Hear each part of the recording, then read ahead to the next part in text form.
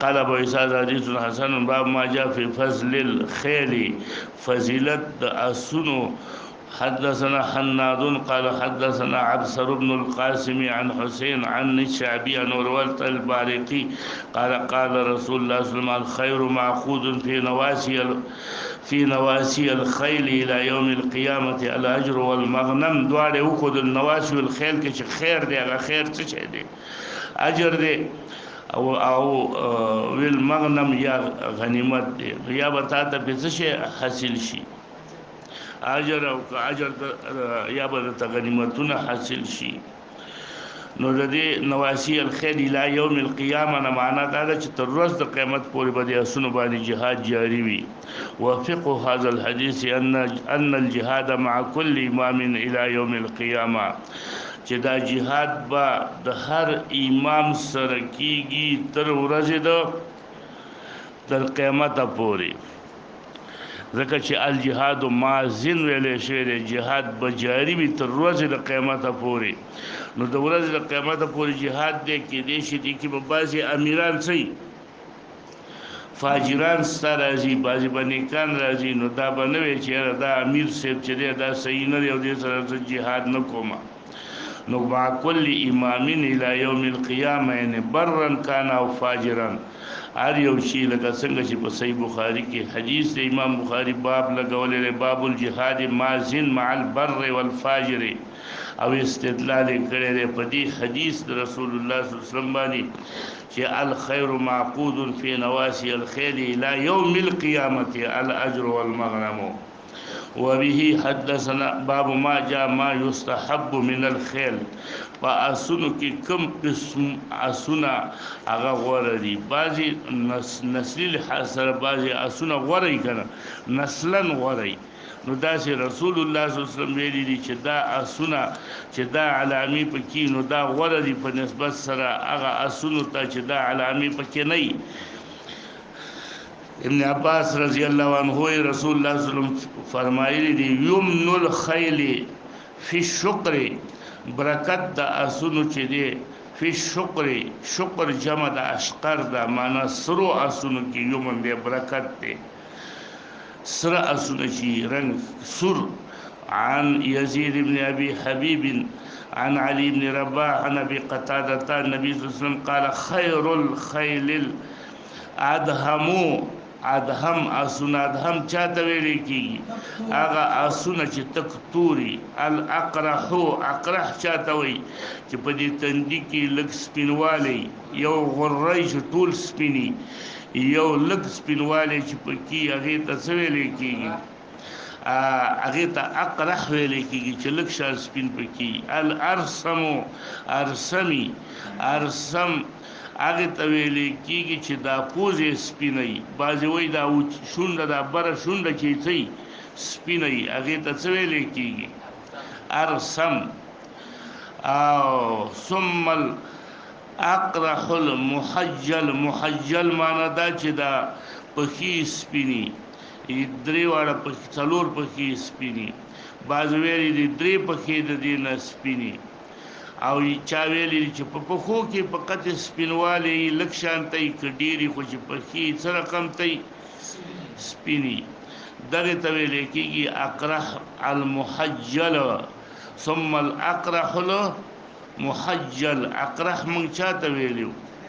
چې سپین تندي کې لږ سپین ساز کوي او پخې مو سره سپینی. نو دا په خیر اسونو کې راغی. طلق الیمین، طلق الیمین معنا دا دی چې په دې ښي طرف ته دغې نه دا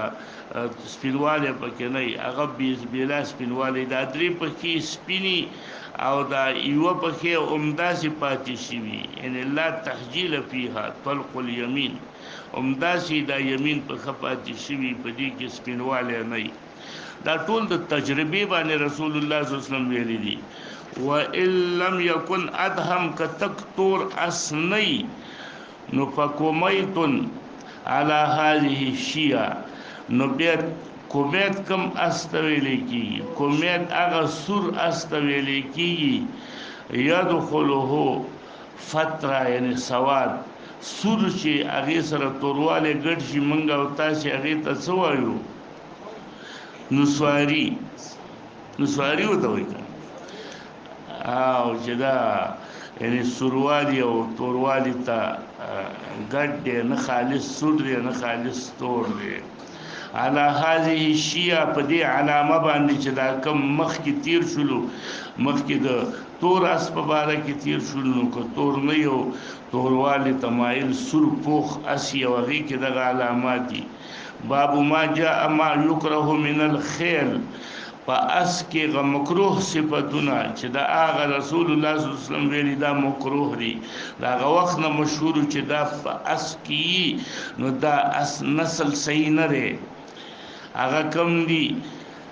انا ابي هريره عن النبي صلى الله عليه وسلم انه كره الشكال من الخيل شکال رسول الله صلی الله علیه وسلم خنری ګڼلی شکال څه ته وایي شکال جمع د شکلون ده شکال په خیل کې دی ته وایي ان تكون ثلاثه وقوائم محوله وواحده مطلقه چې دا درې پکې چې دی یو رقم ته یو دا یو پکې بل رقم ته یا دا درې پکې یو قسم ته ورجل محجل او دا یو پکې سپینای نو دا شکال میکال ټول چې راځي د اسونو د پخو کې راځي چې څه پکې درې یو طرف ته یو بل طرف ته یا یو پخه چې هغه داسي چې یو قسم ته بل پخې بل قسم ته دغه ته کوم اسونه ویل کېږي شکال باب ما جاء في الرهان والسبق سبق ویل کېږي المسابقه على الخيل مسابقه معنی یو بل نه سبقت په اسونو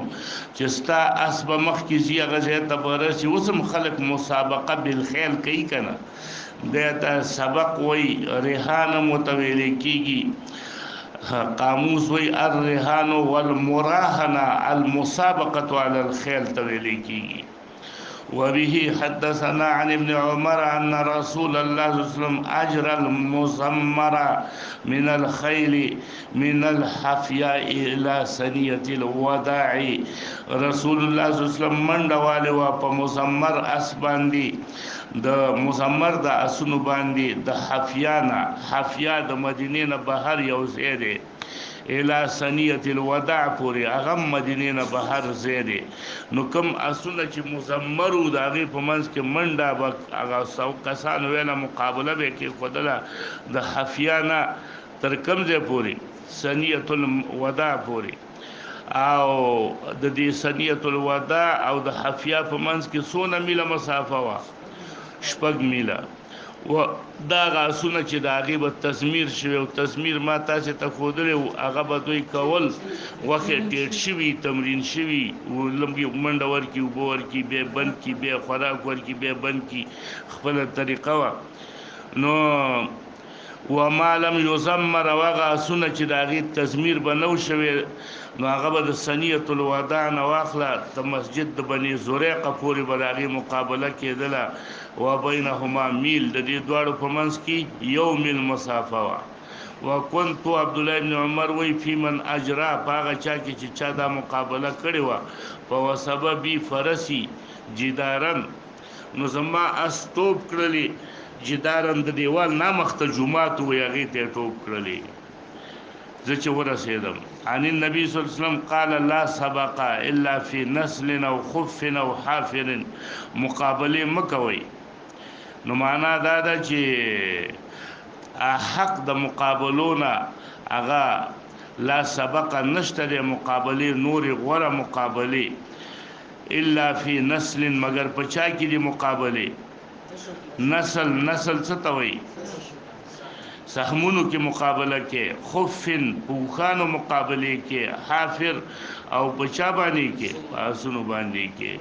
باب ما جاء في كراهيه ان تنزل حمر على الخيل چې واچولې شخره پاسونو باندې نسل بدلیږي قچري تی جوړيږي نو تخره پاسونو باندې ما چوا چې اصل د خیل کې خیر دی دا څنګه چې د خیل دغه کم شي او قچره مچره چې هغه خو صرف بارونه وړي نور خو څه jihad پاغي باندې نه کیږي سم وبه حدثنا عن ابن عباس قال كان رسول الله صلى الله عليه وسلم عبدا مأمورا د الله یو بندو امر کړي شوی د الله د طرف نه پر رسالت باندې مامور مختصنا دون الناس نی خاص کړي منګه اهل بیت ابن عباس وای په غیر د نور خلقونه بشین په څه باندې مگر په درې شیانو منګه خاص کړي دې ته ویل کېږي منګه نه خاص کړي مگر په درې شیانو هغه درې شیان هم داسې دي چې هغه د دوی پورې خاص نه دي نو معلومه ده چې منګه په هیڅ شي باندې خاص کړي نه لکه ته زړه د نورو انسانانو نه خاص نه مگر صرف د وبو بس کولو خاص نو په ټول مسلمانان سکی معنا دا چې زه په هیڅ شي باندې مختص نیمه امرنا نسبغ الوضوء موږ ته امر کړی چې موږ به پوره کوو او داس ټول مسلمانان به پوره کوي خو یا معنا دا چې موږ ته مبالغتن دا ویلي دي والله ناكل الصدقه ومن ته ویلي اهل بیت چې موږ به صدقه نخورو والله تنزي حمارا على فرس دې ته نه ویل کېږي نو دا خو اصله منه دي خدای ته نه خاص چې شی او تحریمی شی او چې تاسو باندې حرام دي چې اسب فرس واچوي چې دغه خر عن ابي جهزم قال عن عبد الله بن عبد الله بن عباس عن ابن عباس قال وسمعت محمدا يقول حديث الثوري غير محفوظ ووهم فيه الثوري والصحيح ما روى اسماعيل بن علي وعبد الوارث بن سعيد عن ابي جهزم عن عبد الله بن عبيد الله بن عباس عن ابن عباس باب ما جاء في الاستفتاح بسعاليك المسلمين استفتاح مراد سره استنصار طلب د فتح کې نصرت کې یا الله ما سه امداد وکړه دی غریب ته وګوره دی مسکین ته وګوره دی یتیم ته وګوره ما سره د وجره امداد وکړه زمونږ د طالبان ته اوس امداد کې ودرې د دعا کې زمونږ د طالبانو ته وګوره یا الله زمونږ د طالبانو د وجنه چې دا د الله غریبانه محتاج او مظلومان دي د دوی د وجنه موږ سره امداد وکړو سوالیک چاته ویل کېږي فقراء المسلمين باندې ته طلب د استنصار کې وبه حدثنا عبد الله بن المبارك قال اخبرنا عبد الرحمن بن يزيد بن جابر قال حدثنا زيد بن ارتات عن جبير بن نفير عن ابي الدرداء قال سمعت النبي صلى الله عليه وسلم يقول ابغوني ضعفاءكم ولټوي مالرا ضعفاءكم بچا کی په ضعیفانو خپل کې ما طلب کوي ما په ضعیفانو کې طلب کوي په بعضو نسخو کې داسې راغلي دی بغونی فی ضعفائکم په ضعیفانو استادو کې وانما ترزقون وتنصرون بضعفائکم تاسو ته رزق او در کول کېږي دغه ضعفا او د وجه امداد د سر کېږي باب ما جاء فی کراهیت الاجراس علی الخیل دا جرس اچول جرس خو پیژنې کړه اکرم کروم چې کوي غړ وړ چې کوي هغه شان استعمال په اسونو کې خنره و به حدثنا عن ابي هريره ان رسول الله صلى الله عليه وسلم قال لا تسحب الملائكه رفقه فيها كلب ولا جرس ملائکه د رحمت نزي د هغه جماعت سره چې پاغي کې سپي ولا جرس او یاغي کې جرس پاسونو چول شوی ځکه جرس چې نو دا شرنګ شروع کوي دشمنان در باندې ټول خبرې چې هغه دي را روان دي اسره د مخه لراځي نبی عليه السلام خپل صحابه او تویلا چې تاسو دشمن مخبره وي يحب الله يعلم العدو چې دشمن په خبر نشي د دې لپاره چې لار شي دشمن ته ناڅاپه یو وجه دا د جرس نه خوکېدو دویمه وجه رسول الله صلی الله علیه وسلم د جرس نه قبلېدو دا راغلی دا چې الجرس مزامیر الشیطان دا د شیطان هغه ساس چې وته منګل تاسو وایو لوبي سره چې هغه ساز راځي دا د مزامیرو د چا نه دی د شیطان نه دی باب ما جاء من يستعمل على الحرب يجعل عاملا واميرا على الحرب هغه څوک چې امیر جوړ شي په حرب باندې په یو لښکر د مسلمانانو باندې امیر جوړ شي مدرسه کې په طالبانو باندې امیر جوړ شولې نو داغه کې وبه حدثنا عن البراء ان النبي صلى الله عليه وسلم بعث جيشين دوله کری لګلی و امر على احدهما علي بن ابي طالب په یو امیر مقرر ک په بل باندې خالد بن ولید فقال اذا كان القتال فعلي کله چې جنگي نو مشر بسوکی علي د علي خبره به منل کیږي قال فافتتح علي حسنا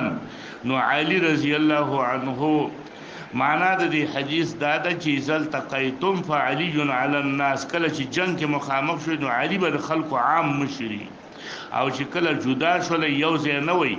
نو به هر یو په خپل خپل مشری دی یو مشر به علی او د بل به خالد ابن ولید نو فافتتح علی حسنا یو قلا فاخذ منه جاریه داغینه یو خسته جنې په غنیمت کې ونیولا فكتب معي خالد بن الولید وی ما ته خالد ابن ولید برا وی او خطر کو چې دا زر نبی علیہ السلام ته ورسوا وی فقدمت على النبي صلی الله علیه وسلم فقرأ الكتاب ما ته کتاب کې پته نه و چې سو ورته ویل خالد ابن ولید دا خطر کړی نبی علیہ السلام کتاب ولوست فتغير لونه رنگ بدل شو ډیر غصه ولا دې خط لوستلو سره او ویل ما ترى في رجل تاسو دا سړی په باره کې څه خیال لرئ يحب الله ورسوله ويحبه الله ورسوله چې دا الله داغه سره محبت دی او داغه د الله سره محبت دی داغه سړی په باره کې تاسو سره ایرا وی موت اعوذ بالله من غضب الله وغضب رسوله یا الله رسول ما ته خو پته نشته انما انا رسول زه خو استاد مسیر ختم تعالی راوړ وی فسکتا نبی علیہ السلام غلی شو نو دا د هغه په باره کې ورته لیکلو چې دا داسې کې استجنه اغست د ځان د پاره خاصه کړی دا داسې نو هغه مناسب یو امیر یو شی غواړي نو اغستې شي رسول الله له ځکه جواب ورغی چې ستاسو د اعتراض صحیح نه دی لا نعرفه الا من حديث الاخوس ابن جواب قوله يشيء به يعني النميمه د یو یشیو به یعنی دته عیب په لګاو نمیمه او تکوله دغه حدیث کې د مخ کې چراغه چې علی رضی الله عنه وی وجنه واخستله نو د مال خطر کو او